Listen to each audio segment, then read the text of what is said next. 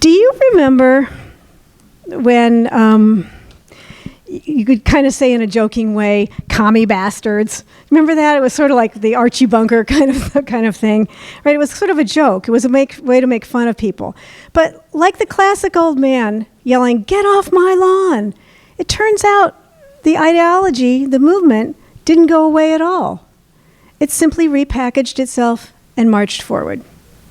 Ideas that have destroyed nations, destroyed lives, get repackaged and sold to new ears over and over and over. I opened our time capsule of Trevor's visit, from March 2020. When I asked about the then upcoming presidential election, tonight's speaker described Biden as, quote, not being able to tie his shoelaces, and said, if he gets elected, Obama will be running the White House. Yeah. And asked back then for his predictions for 2024, he thought maybe Tom Cotton or Ron DeSantis, but was animated about the idea of Charlie Kirk and Candace Owens, both previous forum speakers, I'll add, for 2032. So much has changed, so little has changed. Under the guise of compassion, much communism has already been smuggled in. I thought about marketing this talk as taken from within, because we have to look no further than the gentleman serving as Dianne Feinstein's office manager for 30 years to have the reality of the CCP infiltration presented in plain sight. In addition to being a contributor to the Epoch Times and Fox News, tonight's speaker, originally from New Zealand, is a prolific author, filmmaker, radio host, and public speaker. He proudly serves as a fellow at both the American Freedom Alliance and the Inter-American Institute for Philosophy, Government, and Social Thought. Truly a honey badger for freedom. Here with his new book tonight, Stealth, he understands from 30 years of research how our nation has been weakened from within. And no one has the receipts like Trevor Loudon.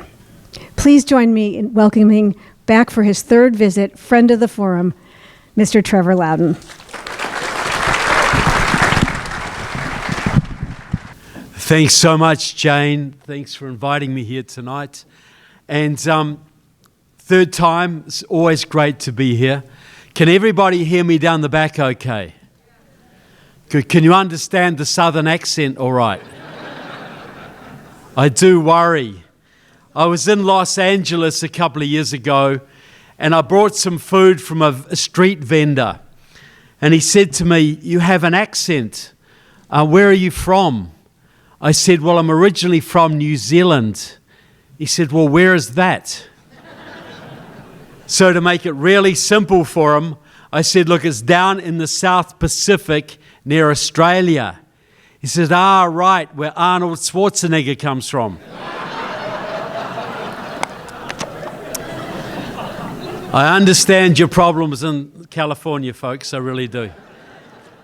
But I was in New Zealand. My dad passed on not long ago. He was 91. But last time I visited him, we were talking about World War II. And he was a young boy when the Japanese were raging through the Pacific. And we both remarked that if it hadn't been for the sacrifice of your fathers and uncles and grandfathers who stopped the Japanese at Guadalcanal and the Coral Sea and Midway, I probably wouldn't be here, folks. So anybody who understands liberty has to understand how grateful we all should be to America. Without America, there would be no liberty on the planet now. And without America recovering, there will be none. Thank you. So I'm going to talk a little bit tonight about Maoism and Kamala Harris and the infiltration of the Bay Area and America and how we can push back, and maybe a little bit about the spiritual underpinnings of why we even bother to fight, why we should fight. But in my book over there, it's called Stealth, Kamala Harris's Communist Roots, and I've got another book there called House Un-Americans, which is all about the communists in the Bay Area in your Congress, from Barbara Lee and Nancy Pelosi and Zoe Lofgren and Doris Matsui and Army Bearer. You know, he's Sacramento way, but all your locals. You got an absolute infiltration of communism around this area, which I'm sure I don't have to tell you. But Maoism, what is Maoism? Because that's what we're in right now. We've been in a Maoist revolution right up till now. What they saw in the Chinese Cultural Revolution is what's been happening here. Now, back in, for 100 years, the Bay Area has been a center of communism, first through the International Longshore Workers Union, Harry Bridges and all of those people. And there was always a big center of communist infiltration at Stanford. That's where the KGB and the OSS both recruited from, the good guys and the bad guys. And San Francisco's always been a center of this kind of activity. And it was always pro-Soviet. It was always loving the Soviet Union and Stalin and Khrushchev and all of this. But in the 1960s, that changed. And I'm sure there's one or two people in the audience who were students in the 60s and remember Berkeley and remember the free speech movement and all the things that happened and SDS. Because that's when the young radicals got very bored with Stalin and Khrushchev, and they went all in for Mao Zedong and Ho Chi Minh and Fidel Castro. It was all about third world communism. The old Soviet stuff was boring and passé and old-fashioned. They were all about Mao Zedong, the Vietnam War, Fidel Castro. So thousands of young American revolutionaries turned to Maoism through the SDS and the Weather Underground, and that became the dominant form of communism on the campuses. And the difference between Maoist and Soviet-style communism was largely focused, the Maoists were focused on race, because the Soviet-style communism was all about the working class rising up and taking the wealth of the capitalists. But the class struggle argument never really worked in America, because you can start out dirt poor in America and end up filthy rich. You can start out filthy rich too and end up dirt poor, as it should be. But your race is always with you. So the Maoists in particular figured out that if they wanted a revolution in America, they were far better to concentrate on race and gender than they were on class. And see, the Black Panthers was a Maoist organization. Black Lives Matter is a Maoist organization. The Japanese reparations movement is a Maoist movement. The Return the Southwest of America to Mexico is a Maoist movement. It's all about race. Even the Hawaii independence movement is a Maoist movement. It's all about using race instead of class to bring down the existing social structure, to pave the way for a revolution. Now, so these young radicals by the 80s, they were all concentrated in a whole alphabet soup of little communist groups. The October League, the Communist Party of America, Marxist-Leninist, the League of Revolutionary Struggle, Venceremos, Line of March, the May 29th movement, the Freedom Road Socialist Organization, all these little Maoist groups trying to get the Communist Chinese franchise, trying to be the leading Maoist group in America with China's blessing, all competing amongst each other. And so in the 80s, China changed. China started to bring business back. China started to make nice with the West. The old traditional form of Maoism was sidelined, and Deng Xiaoping's form of Chinese communism, which incorporated business, became much more popular. At the same time, the American Maoists gave up working in factories and working with the Black Panthers and started to infiltrate the judiciary system, the non-profits, the labor unions, and the Democratic Party. Now, who remembers the old Jesse Jackson Rainbow Coalition of the 1980s? Okay? Jesse Jackson, that great scamster, he basically set up this idea. He got this idea from the Black Panthers of Chicago. And what it was this, the Rainbow Coalition, and this is their terminology, not mine, because they believe, the Maoists believe, that if you belong to a certain race, you must vote a certain way. You are part of that race. That's your block. Just like if you're born a worker, you should always be a worker. If you're born black, you should vote Democrat. You should believe certain values. And if you don't, you're an Uncle Tom. You're a traitor to your race and your class. So Jesse Jackson, the Black Panthers, they got the white radicals, the young patriots, the Puerto Rican radicals, the young lords, and the Black Panthers together in a rainbow coalition. The different colours. Well, Jesse Jackson expanded that. It was all about getting the white progressives and the black progressives, the brown progressives, the yellow progressives for the Asian stripe, the lavenders with the gay stripe, with the gays with the lavender stripe, Native Americans with a red stripe, environmentalists with a green stripe. You get all the minorities together to form a majority. And he won. He came second in the Democratic primary of 1988 behind Walter Mondale.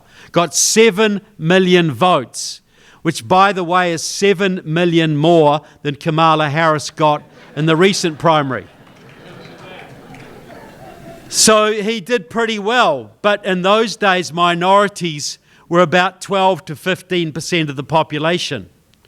Well, the Jesse Jackson Rainbow Coalition was run by the Maoists, the League of Revolutionary Struggle, Line of March, Communist Workers' Party, Freedom Road Socialist Organisation. It was a Maoist operation, a pro-Chinese communist operation, and it was very big in the Bay Area, because in the Bay Area was when the Maoist students set up the Chinese Progressive Association in 1972 to take over San Francisco.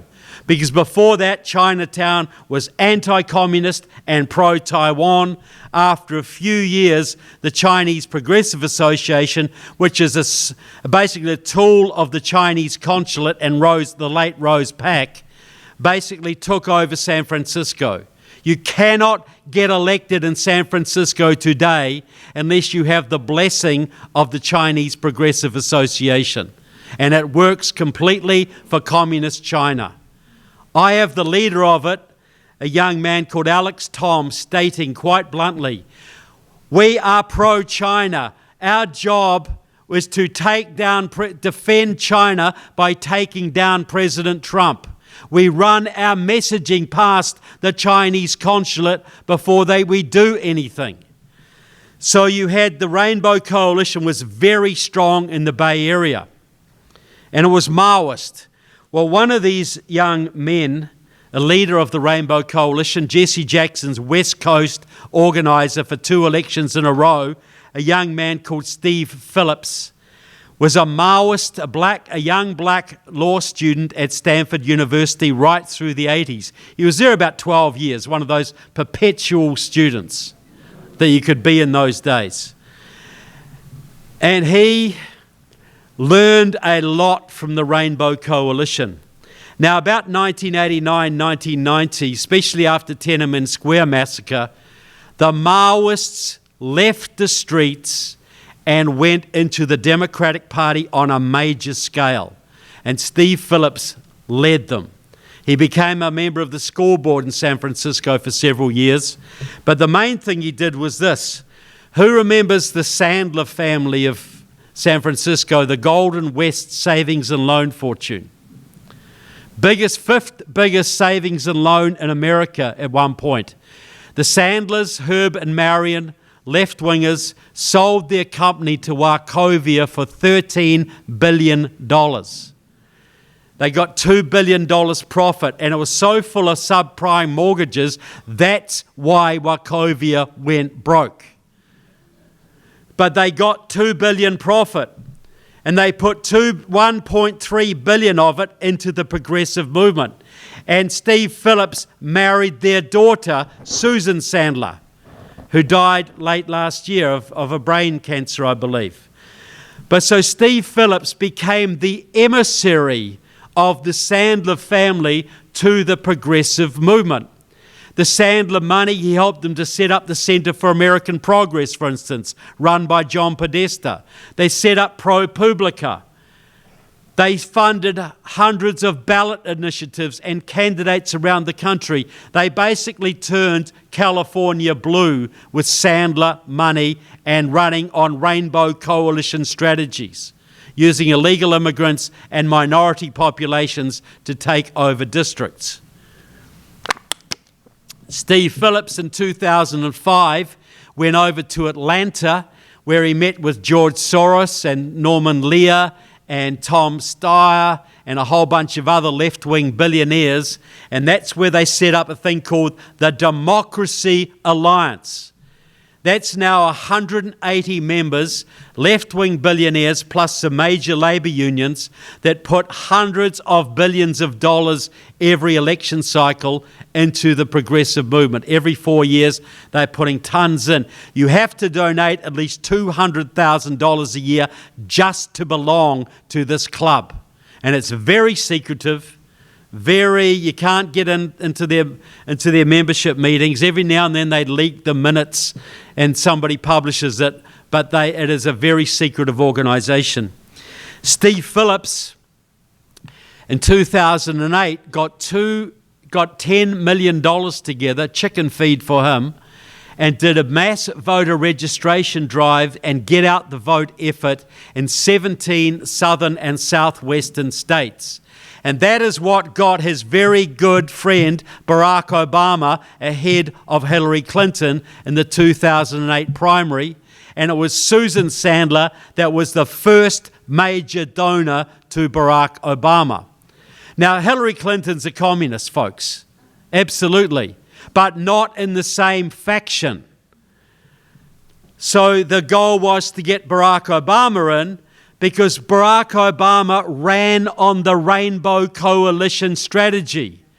The Obama majority, the Obama coalition, is the Rainbow Coalition of Jesse Jackson and the Black Panthers and the Maoists. Progressive whites, progressive blacks, progressive Latinos, progressive Native Americans, Asian Americans, gay Americans.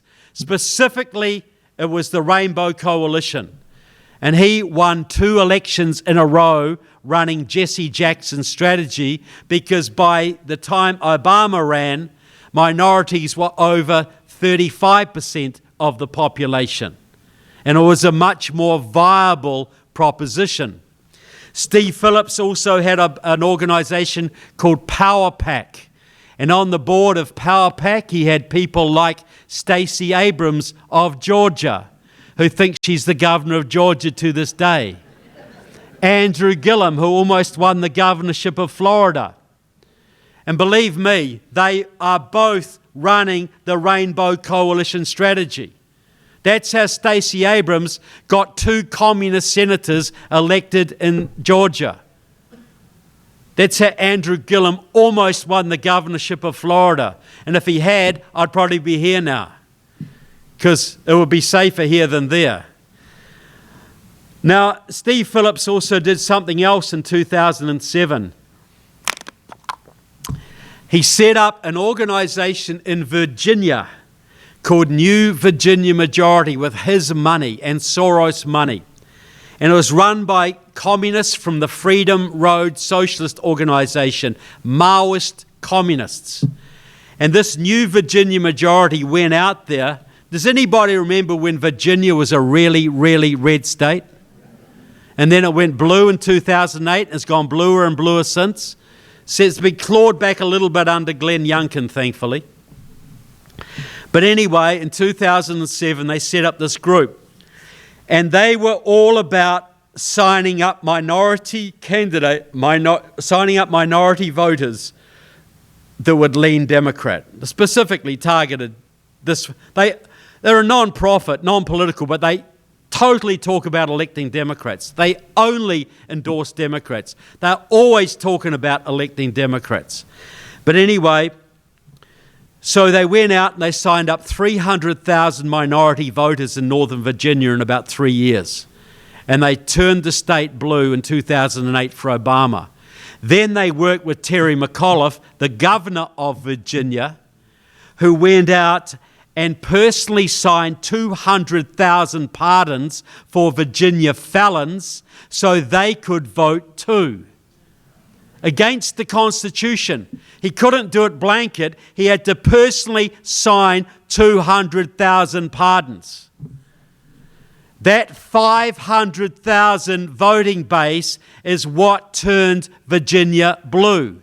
It was super scientific, very well organized, very well-funded operation. And in 2018, when they had the whole state, New Virginia Majority put an op-ed in the New York Times claiming credit for flipping the state. And they gave Terry McAuliffe an award at their annual fundraising dinner for signing those 200,000 pardons as well.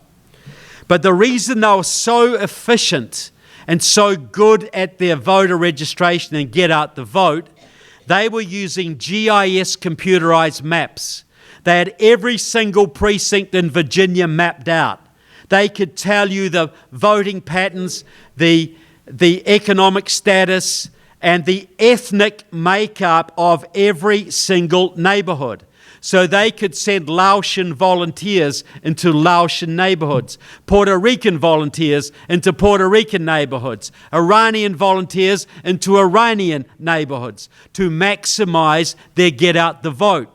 Now those maps were made on contract, paid for over several years by a Freedom Road socialist organization communist called Steve McClure, a graduate of the George Mason University Geography Department, who's been making those maps and still is making those maps, working out of the Geography Department of Wuhan University, China.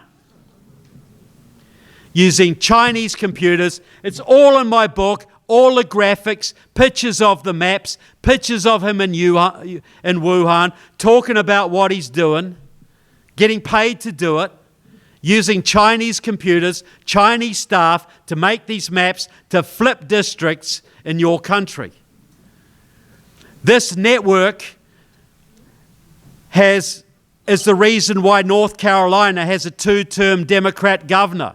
Well, two Democrat governors in a row because of their Carolina Federation running the Rainbow Coalition strategy in North Carolina and run by the Freedom Road Socialist Organization.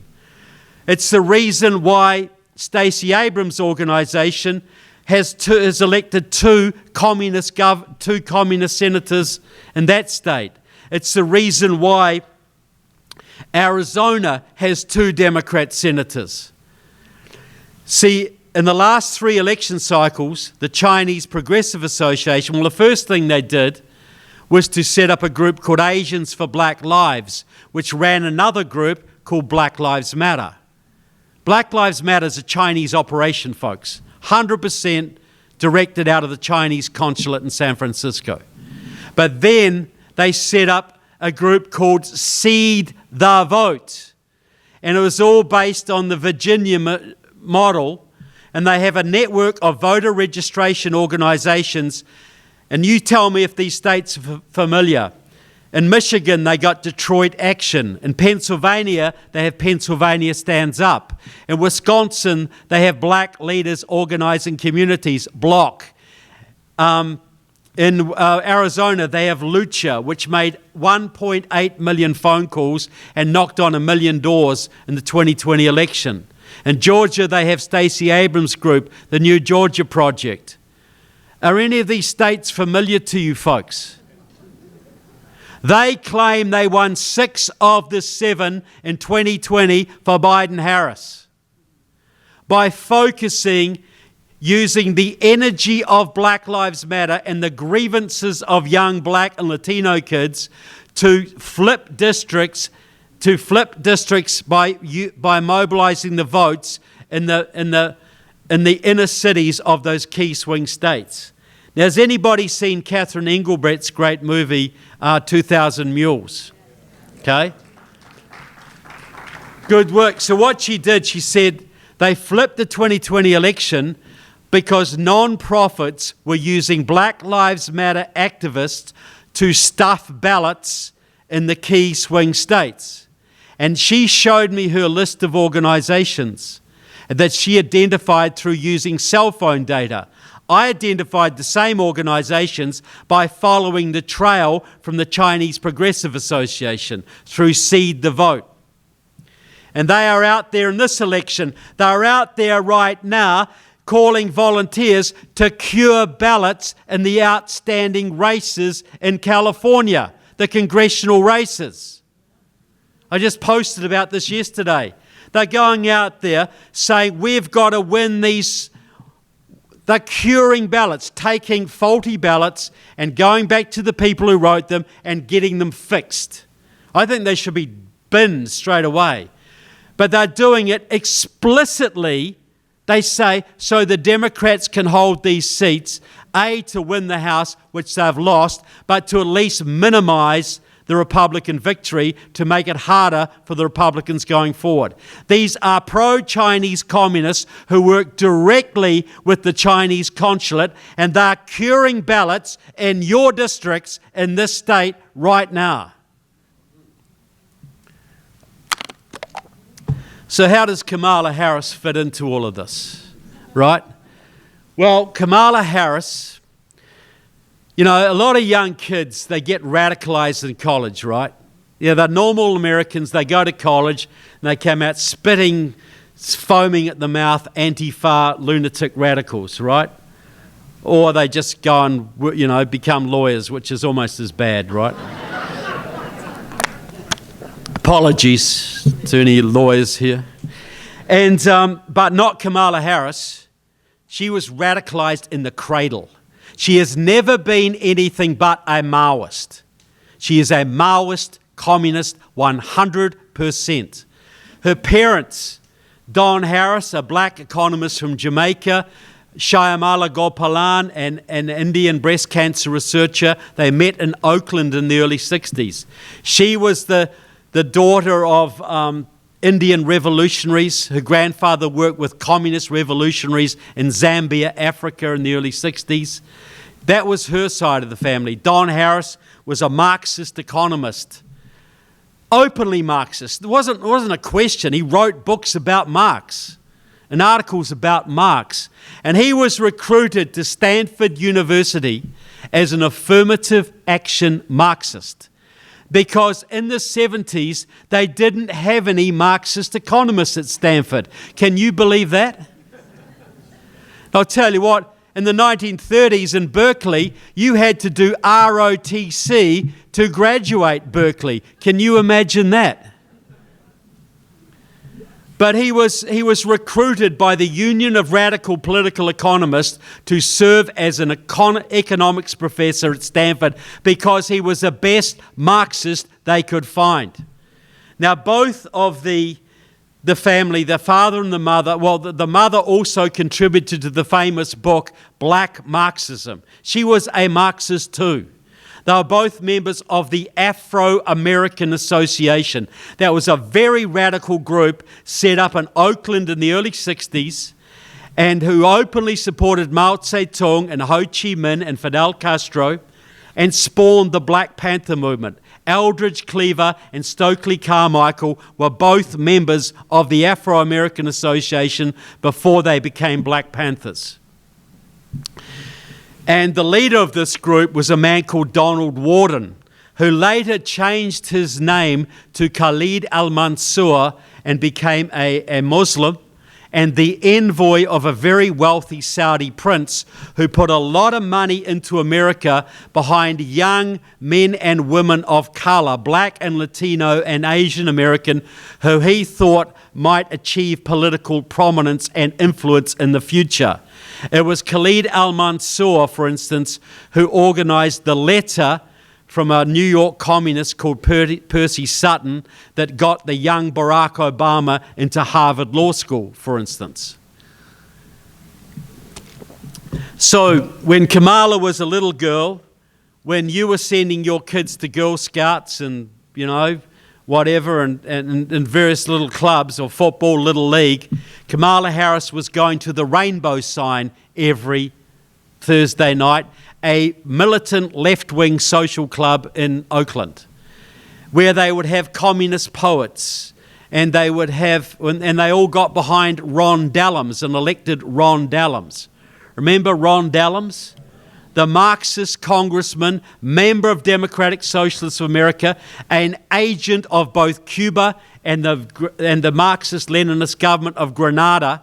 Well, they got him elected, and Kamala Harris is still a member today of Black Women Organizing for Political Action, which was formed in that club. She's still a member of it now.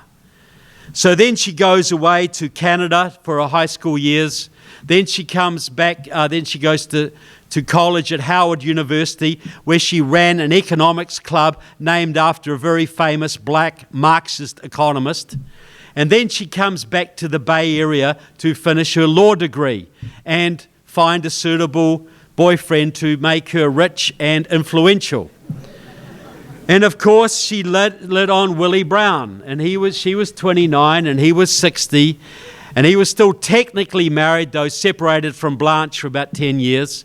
And that was the scandal, the age difference. But the real scandal should have been that Willie Brown was then and remains to this day a hardcore communist. He's always been a communist. He was first elected to the California state legislature, which he later led for many years, by the W.E. Du Bois Club, the youth wing of the Communist Party USA.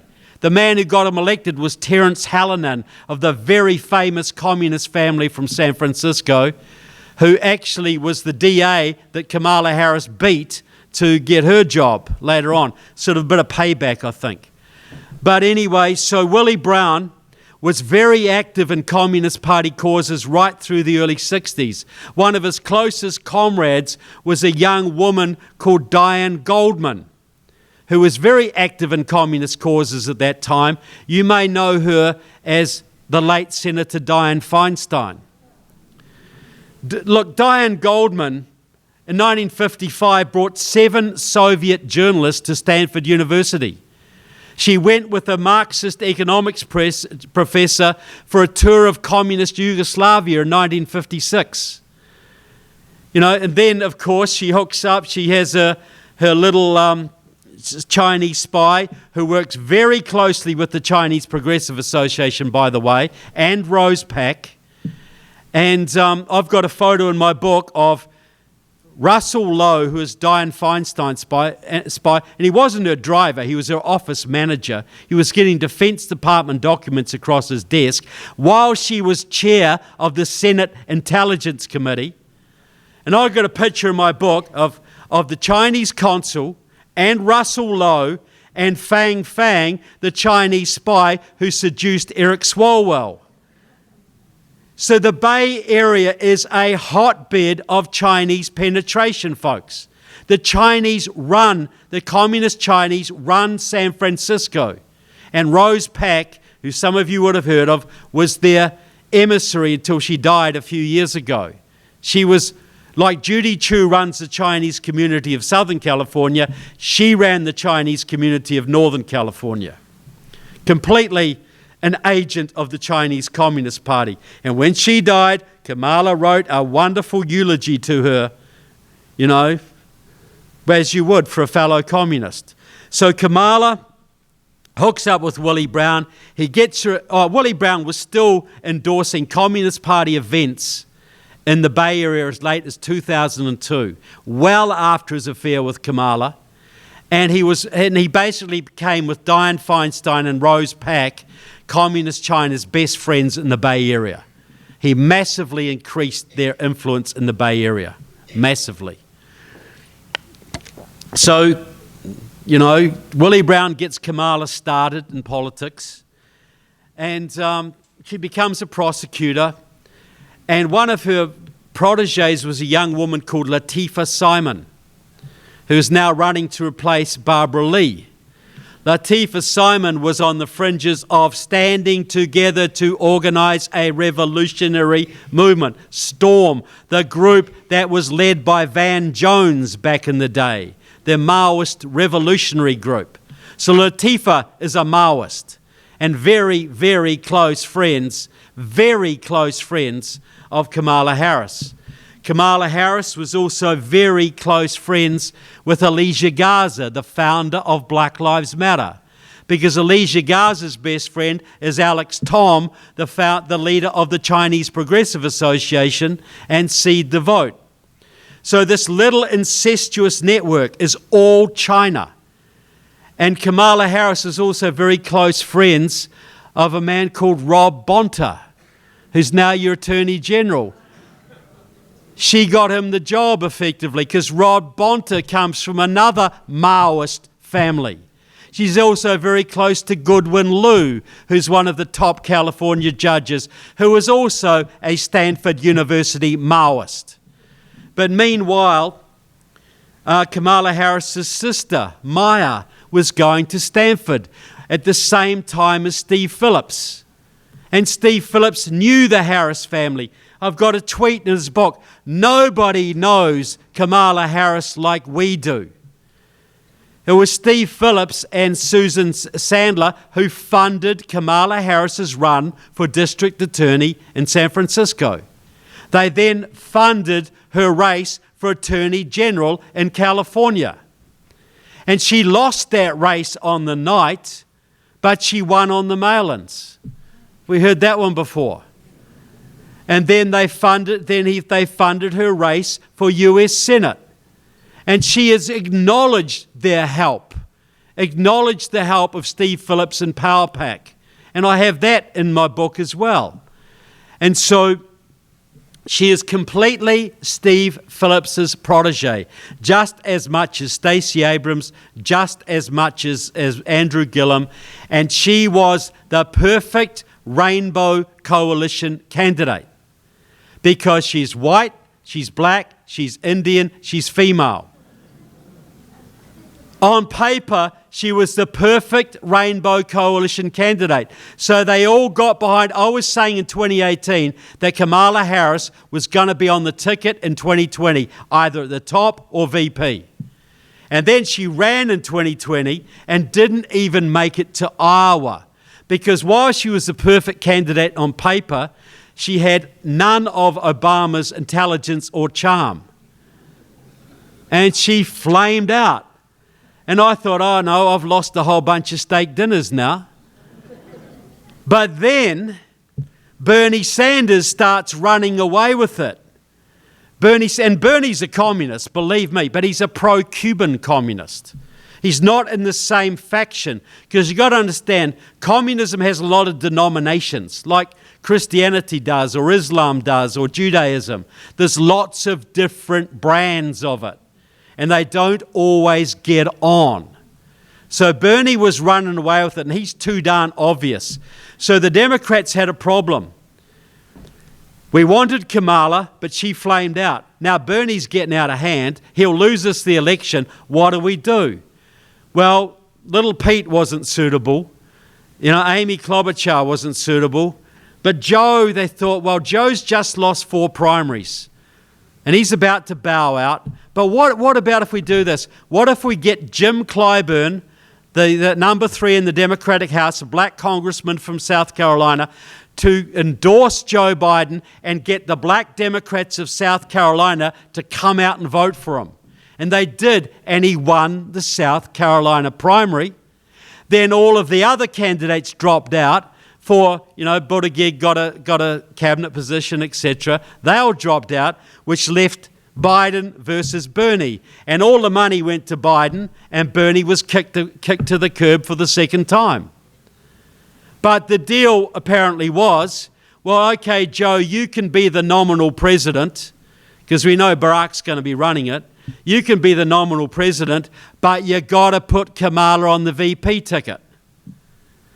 Why would he have chosen her, who couldn't even make it to the Iowa primaries? It's the most illogical candidate you could come up with, But she was the Rainbow Coalition candidate, and the same people that gave us Obama and Stacey Abrams and the same people that control Centre for American Progress and ProPublica were gonna have Kamala because she was their girl. And so she got in. And of course, it didn't really matter that much because Obama was running things anyway. But she was the titular head. She had that job.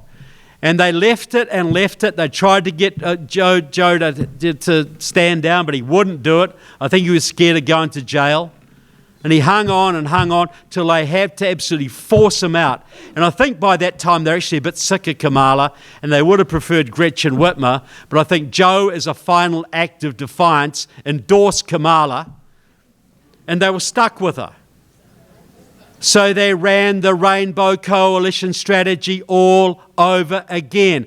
And this is why they hate Trump more than any other reason. Because the whole strategy for turning America into a one-party state is to get majorities by exploiting minorities, then getting a whole bunch more by legalizing 40 million illegal immigrants, and you have a one-party state that can never be overturned. Because blacks have got to vote Democrat, Asians have got to vote majority Democrat, Latinos have to. But Trump threw a massive spanner into that by appealing to social values.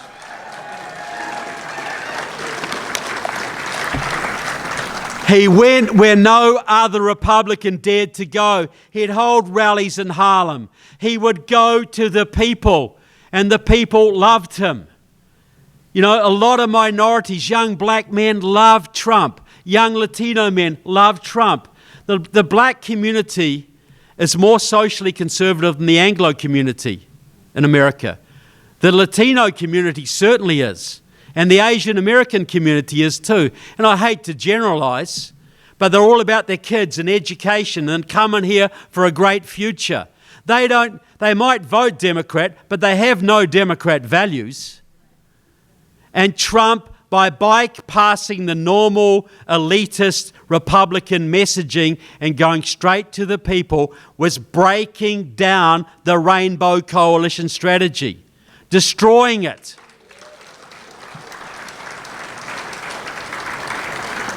And it can't come too soon. The Republican Party, thank God, is becoming much more populist, much more working class, much more small business, and much less country club Republican. Much less.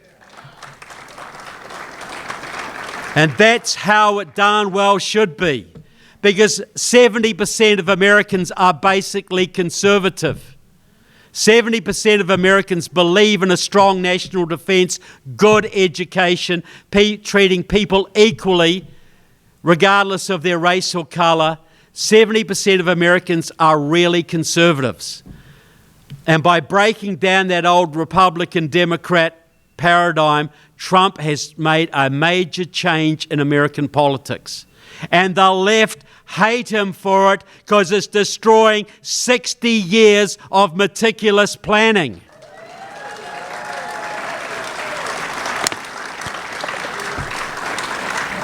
Now, I've got a plan now for what we do, because I think one of the major things we need to worry about in America is a massive amount of foreign infiltration. The Chinese run California. They have a lot of influence in Washington, D.C. The Iranians have networks all over the place. I'm not talking about good Iranians, I'm talking about the Iranian mullahs people. We know the cartel influences, there's Russian influence, there's lots of North Korean and Cuban influence, globalist influence. There's a lot of bad actors who have infiltrated our system in every aspect, from education to social policy, to border policy, to Hollywood. You try getting a conservative movie made in Hollywood, folks. To sport. Why is sport so woke? Because sport is controlled by Nike, and Nike is answerable to China. That's why sport is so woke. And what is wokeness? Wokeness is just American Maoism. That's all it is. back in the Chinese Cultural Revolution, they used to rip down the statues. What does Black Lives Matter do, folks?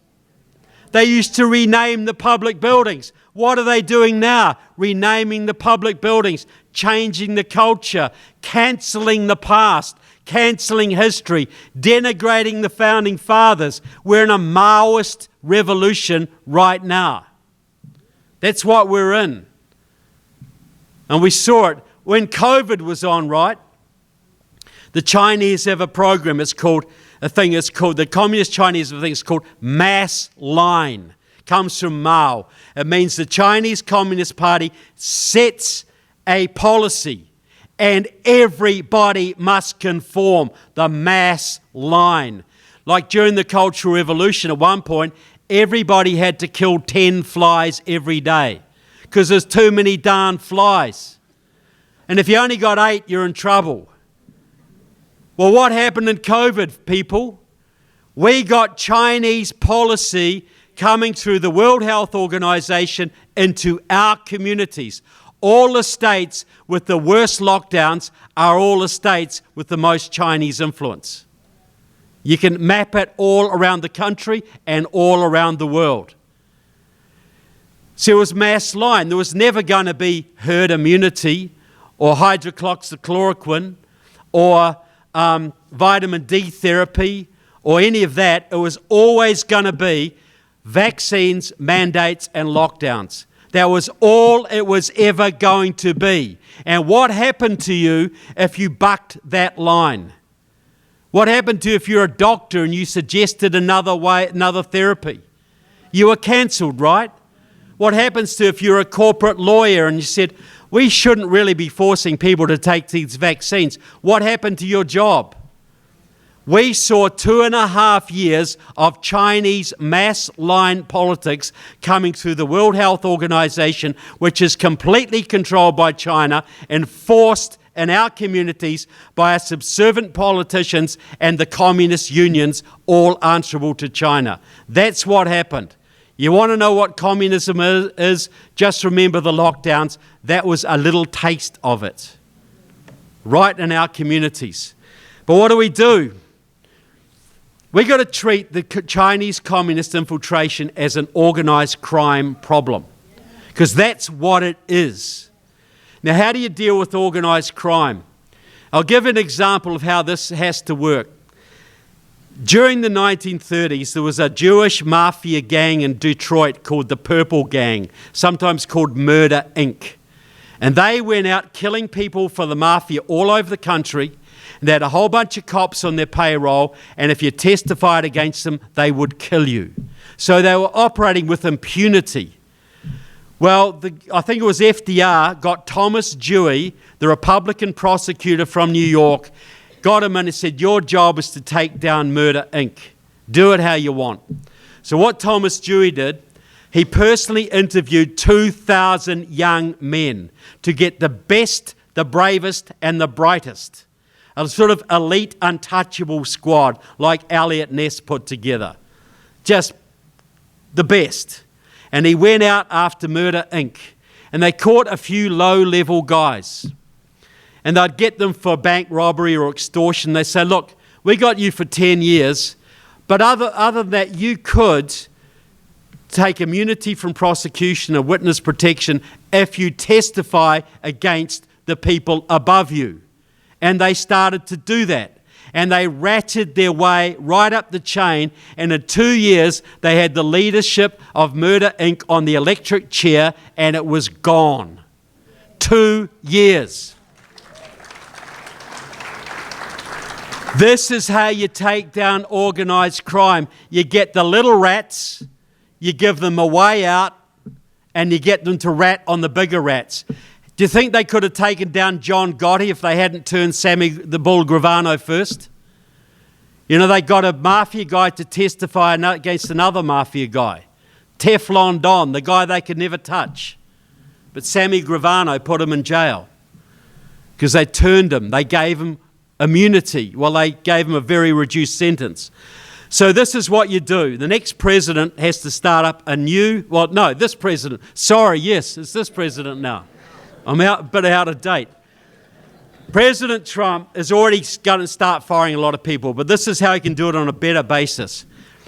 You set up a new intelligence agency. Nobody from FBI, nobody from CIA, just people from special forces, sheriff's departments. You interview 20,000 people to get 1,000.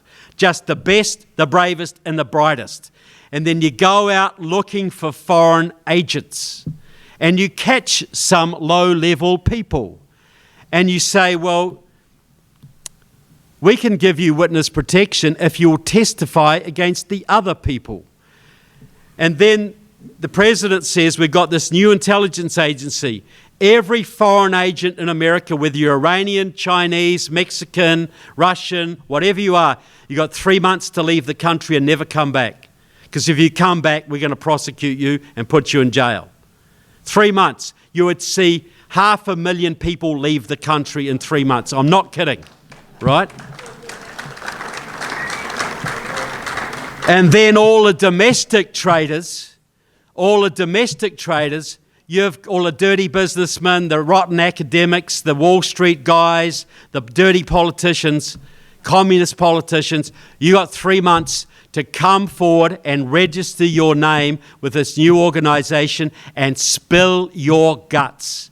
Tell us every single thing you know, who paid you, who you paid, what you stole, what you corrupted, who you're working for, who the other people in your network are. You tell us every single thing, and if you're honest and we don't catch you out in a lie, you get immunity from prosecution, and your punishment is between you and God. And you take that evidence and then you start going up the chain. And you tell everybody, every American trader, you got 3 months to come forward. And if you don't come forward in 3 months, we're going to have so much evidence that when we catch you, you're going to Leavenworth for the rest of your natural life. That would melt down every foreign intelligence network in the country overnight.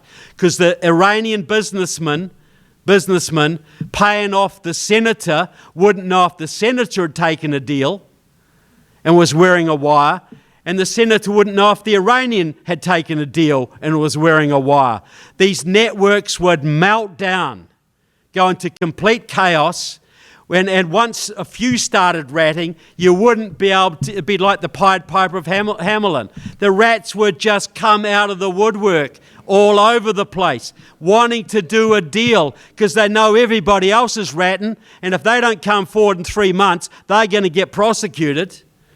You would have a massive meltdown of all the foreign intelligence networks in the country. You'd probably only have to prosecute 100 people. But the American people would finally understand how deep the treason was and would support the security measures going forward to make sure this never happened again, ever. Now, I just want to say one thing before I wrap up. I think we've got to understand why we do what we do. You know, you're behind enemy lines here. I get that. It ain't easy. I come from a district, the next county down voted 92% for President Trump. So you can understand the environment where I might live. It's a little different from where you live. But why do we fight? I think the situation today is analogous to where Germany was in the 1930s. Adolf Hitler wrote his book. He told people what he was going to do. He was already locking people up, and the only people who could have stopped him were the German Christians and the German patriots. And by and large, they did nothing. Nothing at all. Now, I don't presume anybody's spiritual beliefs here, whether you have them or not, but I think we all understand we're living in a time of good versus evil. And that has a spiritual dimension in itself. This is a spiritual war that we're in. So, the German Christians did nothing. Hitler took over, and the world was plunged into a war which took tens of millions of lives. And who had to fix up the mess if it wasn't young American boys and Canadian boys and British boys and South African and Dutch and French who picked up guns and put on uniforms and charged into Nazi machine guns on the open beaches at Normandy? Is it fair to say that the blood of World War II was on the head of the German Christians who did nothing. Is that too harsh? And who had to fix the mess if it wasn't young American boys, mainly Christian but not all, who are willing to risk their lives, who are willing to stand in faith and courage? Because see, look, people, if you want to know, when those boys were sitting in barges off beaches, ready to charge in the dark onto German beaches, you think those young 19, 20-year-old boys were talking about baseball and girls? Or do you think there might have been a little bit of praying going on? Because those boys instinctively understood that the courage they needed to do what they had to do was better if they had faith behind it. The more faith they had, the more courage they had. Any soldier will tell you, if you have faith in God and faith in your commanders and faith in your comrades, you'll be the bravest soldier you can possibly be.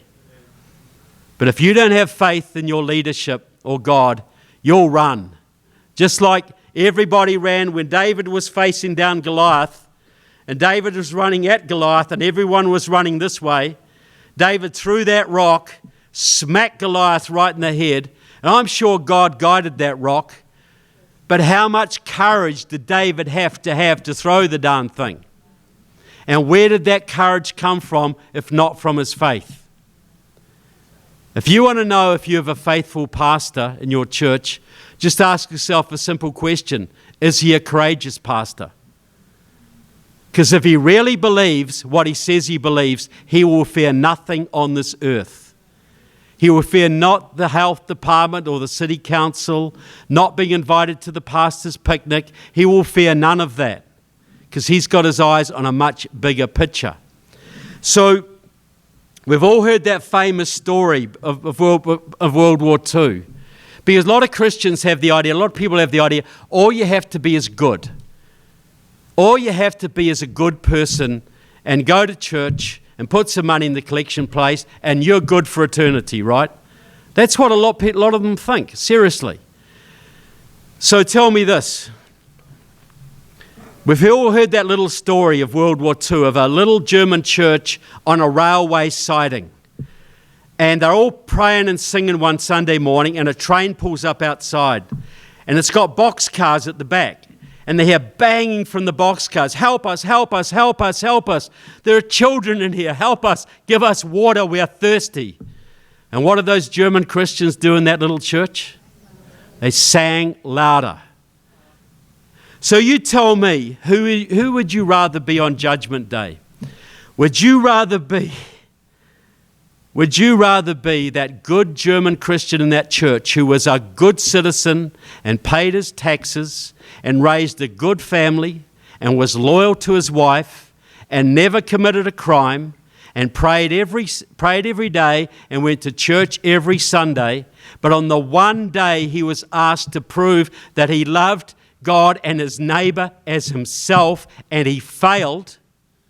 Or would you rather be that young boy from San Jose, that 20-year-old high school graduate, bit of a jock, bit of a drinker, went to church occasionally, who died face down in a pool of blood on Omaha Beach? Who would you rather be on Judgment Day, folks? Who do you think honored God more? Who do you think proved his faith by showing his courage? So this is where we are, folks. Look, I think President Trump's election was a miracle. I think the last time was a miracle too. And I don't care what your politics are, you've got to acknowledge the people who elected Trump worked pretty darn hard to make it happen, did they not?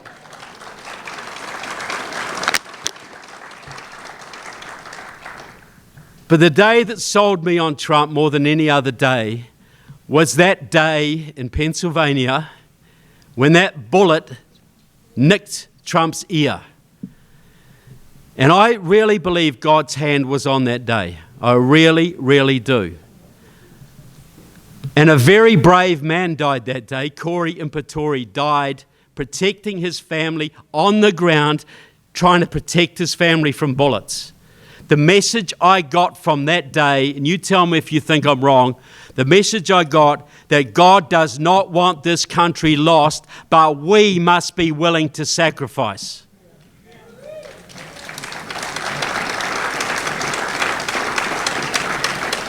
And I'll tell you what, folks, this president is going to be facing a lot of challenges on the international stage and domestically, economically. The thousands of foreign-age military nationals across the borders, the communist groups getting ready to riot, challenges from Xi and Putin and Rocket Boy and the mullahs, all of it. Now, do you want a man of courage leading that fight? Or would you rather have had Kamala Harris?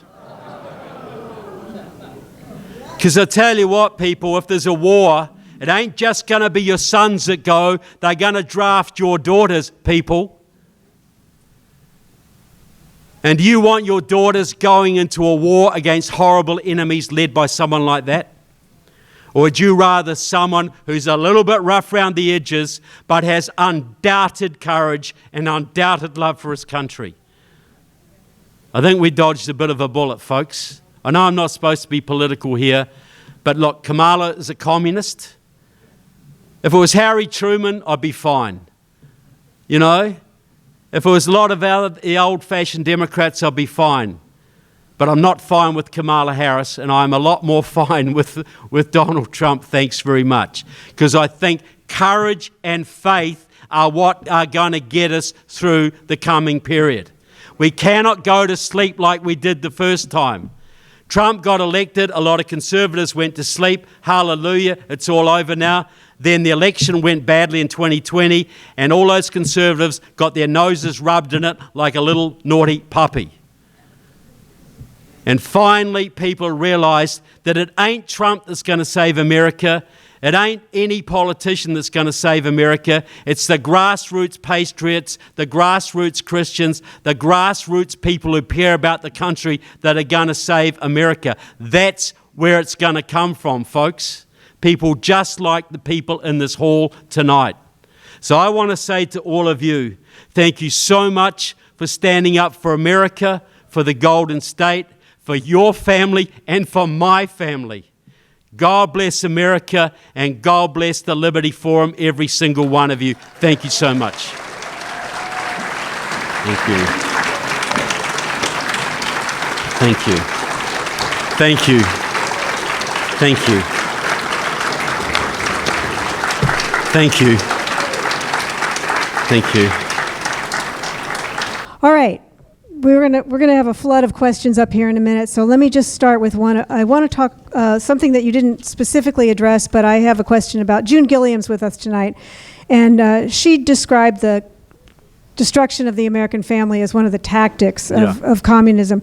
Was that ad for Biden that showed people like secretly, women secretly casting their ballot for secretly voting against as though they had to hide from their husbands, like that, as though that was a normal dynamic in a marriage? Was that part of, or was it consistent with the propaganda technique that we're subjected to? Look, absolutely. You know, look, don't tell your husband you're going to vote for Kamala. Just go and do it in secret.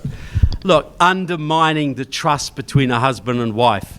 Yes, that is absolutely part of the Marxist leftist playbook. You know, every husband and wife should be on the same page politically. You should be able to debate, and those differences you have, you should be able to debate in an open manner like you do all the other issues in your marriage.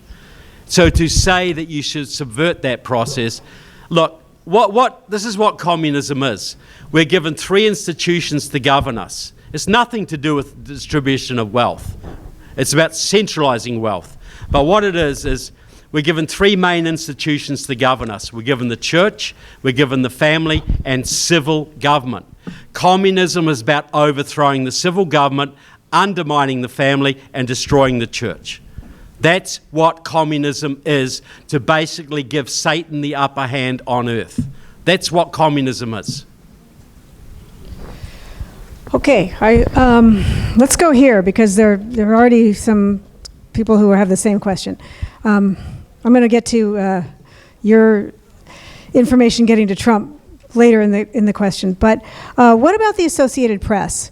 How do we get the Chinese influence out of the Associated Press?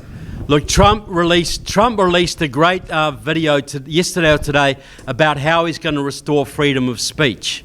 And he talked a lot about the media. And so he was talking about prosecuting people who twist the news, actually going after people. And the first thing I'd do is I'd abolish 80% of the journalism colleges and turn them into trade schools, right? Right from the start. Because most American journalists used to be trained on the job. Before World War II, journalists were trained on the job as cadets or apprentices.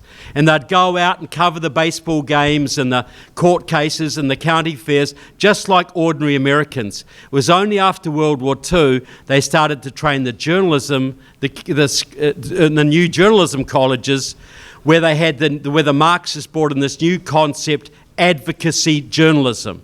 You don't report the news, you shape the news in the right direction. So we have now 80% of American journalists self-identify as on the left. And the other 20% are too scared of the 80% to do anything. So yes, prosecute, close down journalism schools, but really it's about going after big tech, modifying the 230 protections they have. Trump laid it out beautifully in the video. Check it out. It's about 5 minutes, point after point after point after point, how we go after the bias in media. It was beautifully done, beautifully written. Trevor, what time is your flight tomorrow? 10 o'clock in the morning. All right, you're going to be busy till then. Okay. So I'm going to go quickly here. I really there's so many good questions here. And look at these people signed up for your book. There is so much love for this man in the room. Can we just give him another hand? Thank you. Whoa. Thank you. Right? Thank you. And this is last minute love. Imagine if they'd had a month to warm up to it. Grateful. I really am. Yeah, it's really beautiful. Okay, well, what's your take on Five Eyes? Five Eyes. Yeah, look, I'm generally very pro the Western Alliance standing up against the bad guys of the world, you know. But right now, Canada has a communist prime minister, one Five Eyes country. Britain has a communist prime minister, Keir Starmer. Australia has a communist prime minister, Anthony Albanese, and my new book on him's coming out in about 2 weeks. Thankfully, America doesn't. It has a good prime minister, and New Zealand has a conservative prime minister now.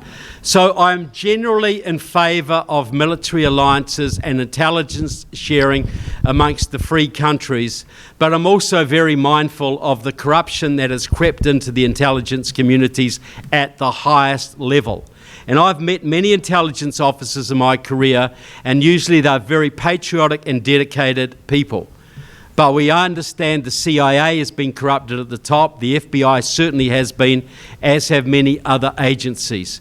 So I'm in favour of maintaining Five Eyes, but I'm also in favour of a massive clean-out at the top of all our domestic intelligence services in this country. A massive clean-out.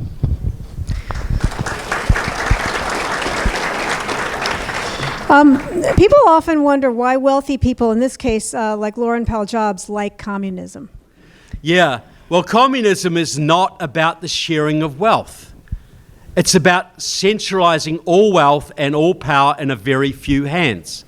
So it's not surprising that, who's the head of Microsoft, Bill Gates, thinks he can work very well with the communist Chinese. And a lot of these big businessmen think the Chinese model is great because you still have business and they keep the unions under control, and you can just be a part of the elite that just basically pillages the world. You know, so, and there's also a satanic element to this, you know. When you've got all the wealth in the world, what comes next but power? What else is there to thrill you? It's getting power over everybody else. So they're attracted. You know, the rich elites in Germany were attracted to the Nazi Party. In Russia, in the West, most of the communist leaders come from wealthy families. You know, most of the third world communists don't come from the downtrodden of Sri Lanka or Vietnam. They come from the elites. You know, Whittaker Chambers, the famous, he wrote the very good book, Witness. He was a communist spy in the Roosevelt administration. became a Christian and a conservative. And he said in his book, he said, when I was in the communist movement, I noticed that the poor people, the lower classes, all supported the Democrats. The middle class all supported the Republicans, and the elites all supported the communists.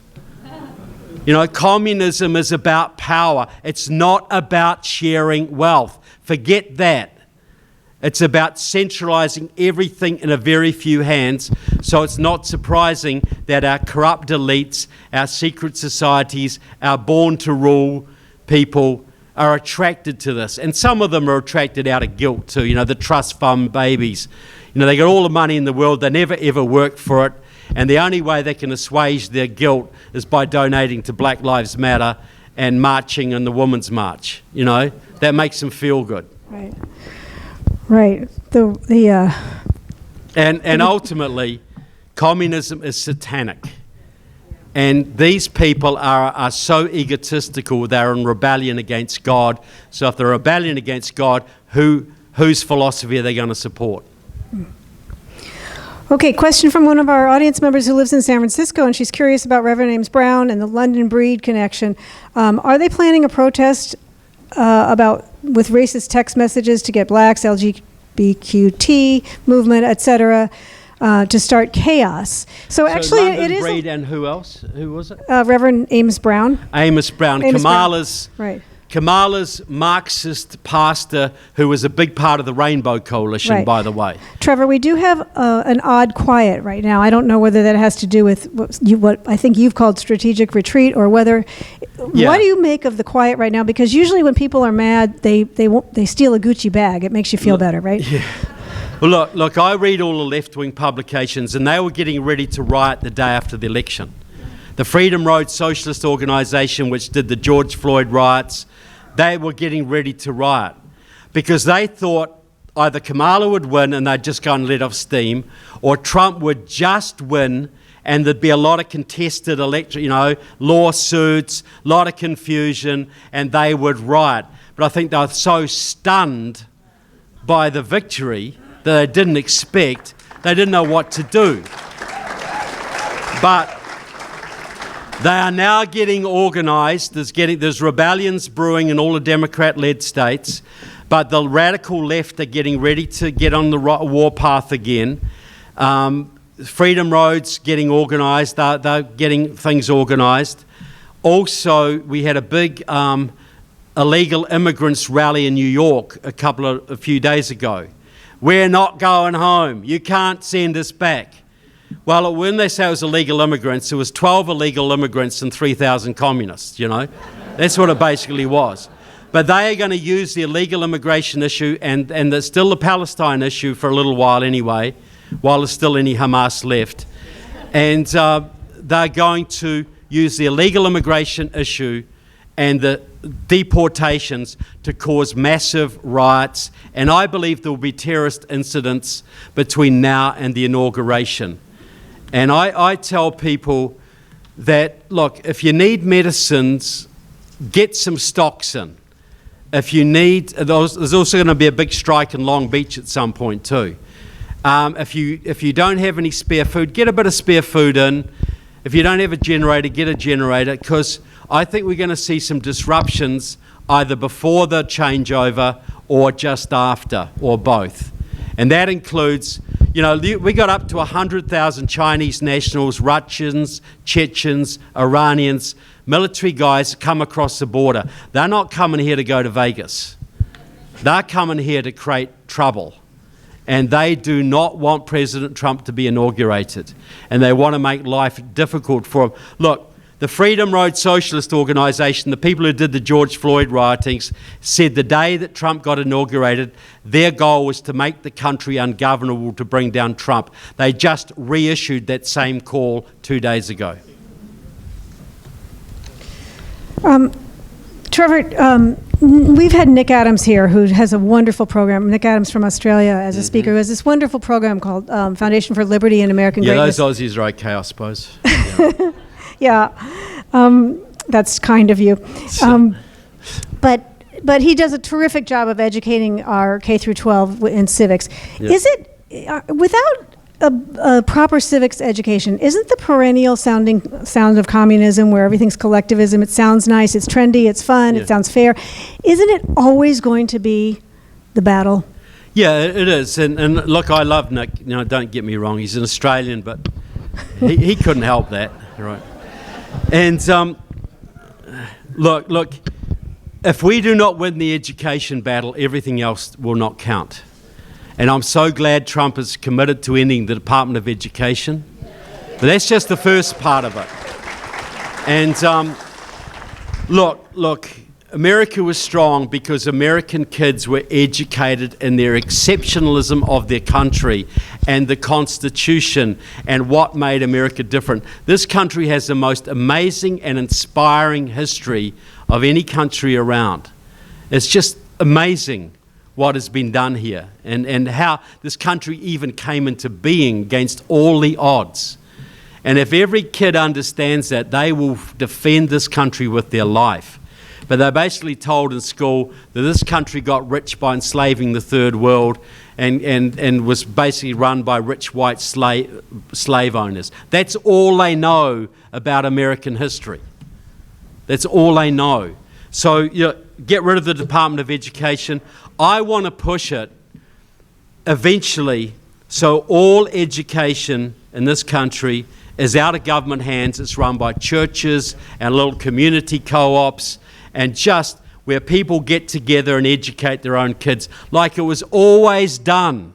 It's the role of the church and the community groups. And then they will learn real civics and real history. So absolutely, but getting rid of the Department of Education is a darn good first step. We've got to keep the pressure on to make sure that happens. Okay, I want to insert a couple of California-specific questions here, and they're not quite the same, but I'm going to deliver them both together. One is, are you saying that Dianne Feinstein and Zoe Lofgren want China to take over the U.S., or are they unwitting tools? Or I would say Dianne Feinstein would have been a conscious, knowing Chinese agent. Zoe Lofgren, I think, is a bit more idiotic. I don't really think she would have... She hangs around with the socialists and does what they tell her, but Dianne Feinstein was a lot more powerful and a lot more calculating. I don't know why she needed a Chinese spy in her office. Perhaps she had to have a day off, every now and then. But no, she got China into the World Trade Organization, which made China from a fourth-rate economic power into a power that could threaten us. She was in with China every step of the way. She used to stay at the house of Hu Jintao when he was the mayor of Shanghai. Personal friend, stayed at his house. He became the premier of China. Now, I think Dianne Feinstein absolutely knew what she was doing and was a communist for her entire political life. Absolutely. And I think Eric Swalwell is of a similar ilk. And I think Barbara Lee definitely is, and people like Doris Matsui as well, and several others. I think they are knowingly aiding China. I think they're knowingly aiding China in this country. They may not think China's going to fully take over the country, but they prefer a Chinese-ruled world to an American-ruled world, to an American-led world, in my opinion. So based on what you shared with us tonight, the party is pretty steeped in, the Democratic Party seems pretty steeped in CCP influence, right? But it's hard to imagine that the average Democrat thinks of himself or herself as a Chinese communist, right? No. So what percentage of people who are supporting this movement actually know what they're involved with? What would you say? There's various layers of it, like you've got the grass level communists on the street who know what they're doing, but they don't really understand the implications. You got the very elite. It's like, why did Satan leave heaven? Because he'd rather rule in hell than serve in heaven. There are certain people in our elites who just want to rule, and they don't care if we turn into hell. They're okay with that. And then you've got a whole bunch of people in the middle who just think they're doing the right thing, and Daddy was a Democrat and Granddad was a Democrat, and they're for fairness, and they're more equitable, and they're more anti-racist. So they just go along. Most of them are not communists. but the leadership is. But you look at the Women's March on Washington, D.C., for instance, straight after Trump got elected. All those women with those silly hats on, right? 1 million of them. Now, I would say probably less than 500 of those were communists, but all of the leadership of that march was communist. All of it. Communist Party USA, Liberation Road, it was a communist operation, but most of the people wouldn't know that. How many young Black Lives Matter supporters on the street understand that Black Lives Matter is a Chinese operation? Very few. How many union members understand that virtually every major labour union in this country is now run by China? I guarantee hardly anybody, hardly any of them do. You know, but this is how they work. It's all about you take over an organisation. How many people going to churches realise that their woke church basically is preaching Marxism to them? Most of them don't, do they? So most of them are just gulled people, just people who go along. They don't have the critical faculties or the education to discern what's right and what's wrong. It's insidious and it's quite sophisticated, as was like that's why COVID. they dumb down education. The dumber the people are, the easier they are to suck into this kind of stuff. And I would argue also the more stoned they are. Is there a way we can... it's true. The drug legalization push is very much driven by the communists. Yeah. Look, here's the thing. In China, they execute marijuana dealers, but they give tax incentives to the companies that produce the precursors to fentanyl, which they then sell to the Mexican cartels that then kill 100,000 of our kids every year. So the Chinese won't let drugs in their country, but they sure as hell make a lot of profit selling them to our kids. Is there a way we can help our kids, is there a way we can help young people spot professional organizers? Spot professional organisers. Mm-hmm. Well, yeah, it's a bit more. Yeah, I don't really know. Look, I mean that's sort of on the retail level, but I think that's where they encounter them. Look, what we got to have is parents got to get control of their kids' education and inoculate their kids. You know, teach them what America is. Teach them that America is the first country in world history where man's rights come from God, not the government. Make them understand their country is special. Then they're not going to listen to these losers on the campuses. They're not going to listen to, and don't send them to college if you can get them an apprenticeship instead, you know. Look, they're far better off becoming a diesel mechanic than a sociologist, you know. Okay. So I advocate the trades. I really do. I advocate actually learning a real skill.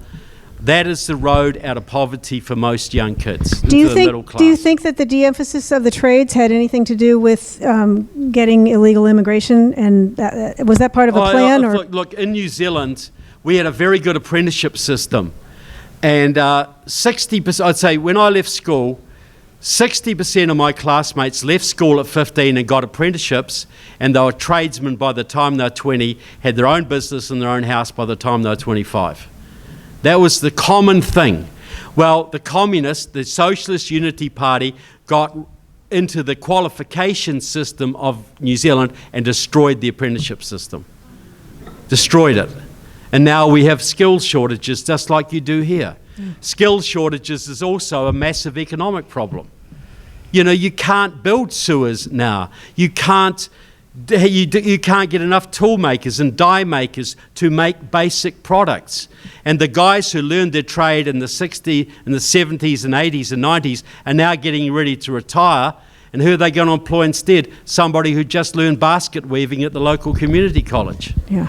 Well, you know, so it's an economic problem, but it's also a big cultural and wealth producing problem, because an apprenticeship or a trade is the way into the middle class. Yeah.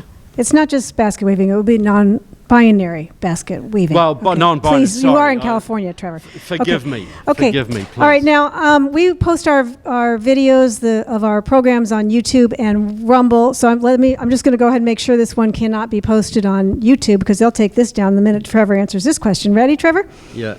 Do you believe Nancy Pelosi orchestrated the J6 with the FBI's help? I think very likely, absolutely. Yes. Look, Nancy Pelosi has a communist background going back decades. She was right in with the Hallinan family, right in with Carlton Goodlett, all these communists, right in with Harry Bridges and all the people around Harry Bridges. But I'll tell you, so I think absolutely the FBI did an operation to discredit Trump supporters and put this Christian nationalist narrative out there. This is an FBI operation. But you got to understand, the FBI is run by Marxists now. The DEI and all that is infiltrated. So that, you know, J. Edgar Hoover used to, this is what he used to, he didn't like all those pansies from the CIA. You know, they're all those, and that's what he'd call them. They're basically, there's these liberal elites from the Ivy League colleges who are all socialists. In the FBI, he employed Mormons and Catholic working class boys. Mormon and Catholic, because they were the most patriotic people he could find. And they were working class guys who might have done a degree on the GI Bill, but they were just patriots. A lot of them were veterans. That's who he employed. Now it's all Princeton sociology graduates who go into the FBI. Now it's all these leftists. But I'll tell you another one. Benny Thompson, the one who ran the January the 6th hearings, the head of the Homeland Security Committee. This is Benny Thompson. He was actively involved as a young man with the Communist Workers' Party, the Communist Party, and Democratic Socialists of America. He supported a group called the Republic of New Africa. That was a Black Panther group that wanted to split away 5 of the southern US states to form a black socialist republic. And he's going on about insurrection. These people killed cops and he supported them. Then he went to Cuba in 2000 and did a deal with Fidel Castro to give scholarships to 140 young American radicals to do 7-year medical scholarships in Marxism and medicine in Cuba. And now those kids are all over the country stirring up revolution. That's the head of the Homeland Security Committee in the last Congress. Now try to sleep tonight. Okay. Let's shift over to the Trump administration. There are a lot of questions. Whether there's anybody who's coming in the Trump administration that you think is under the CCP influence. They think that he didn't figure it out last time. Is his strategy the same as yours? Does he know about your books? And have you worked to educate him? And you know, what about some specific people, including Elon's influence? Look, I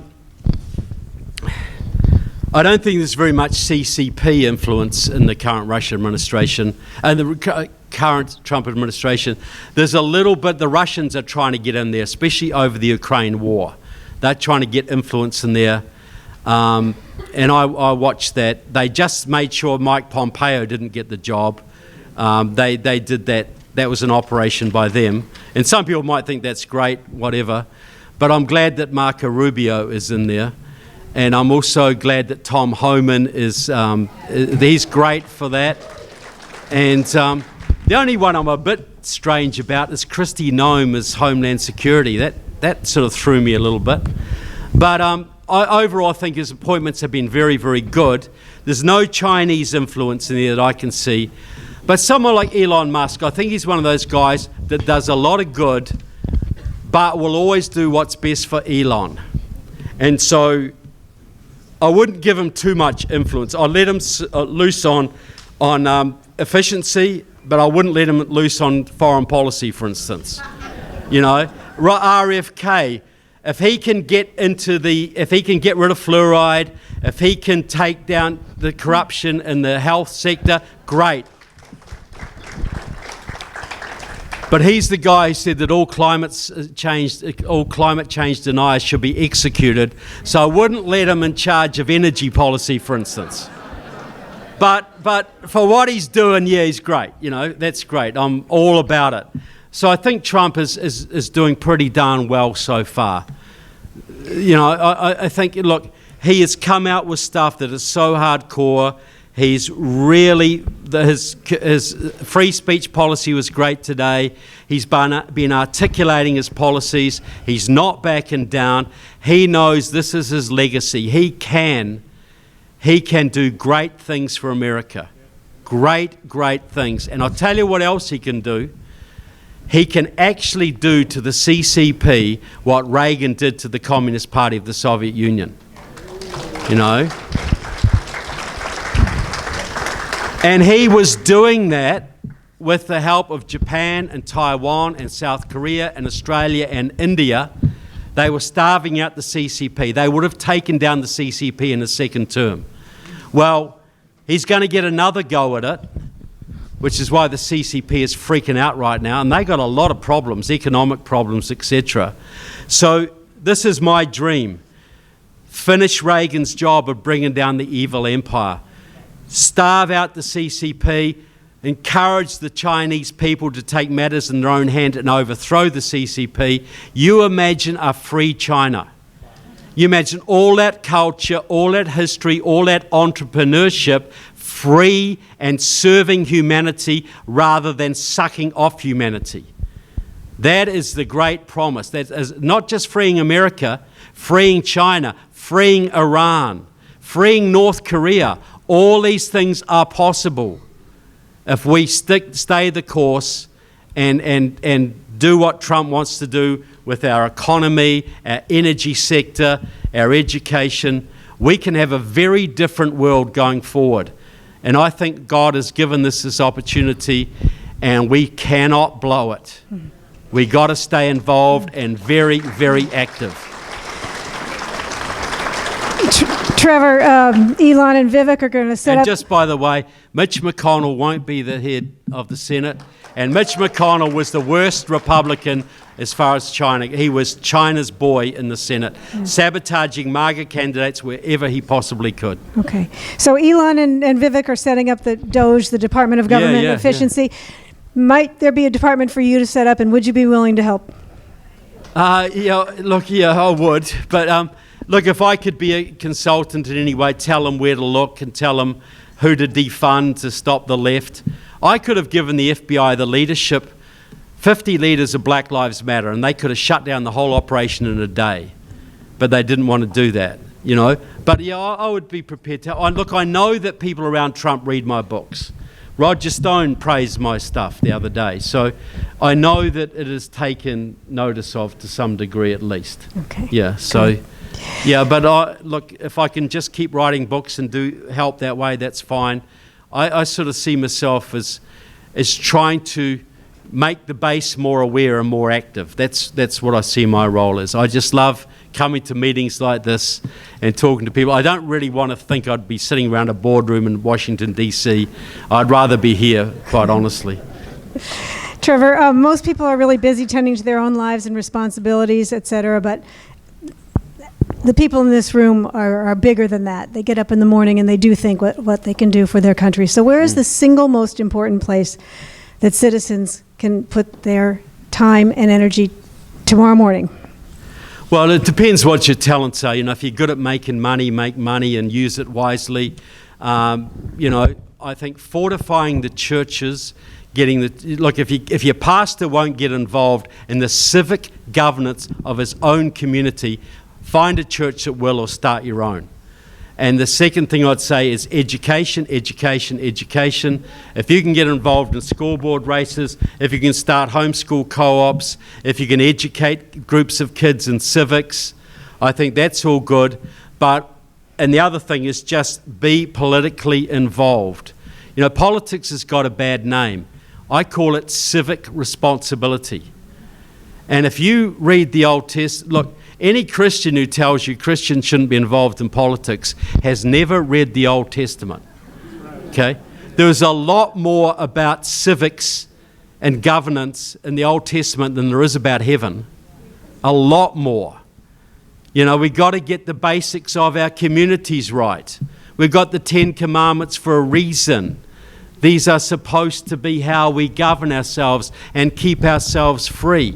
So I think getting involved in your civic governance, education, and trying to get your church more active or getting involved in a church that is more active. Those are the three things that I would think would be the top priorities.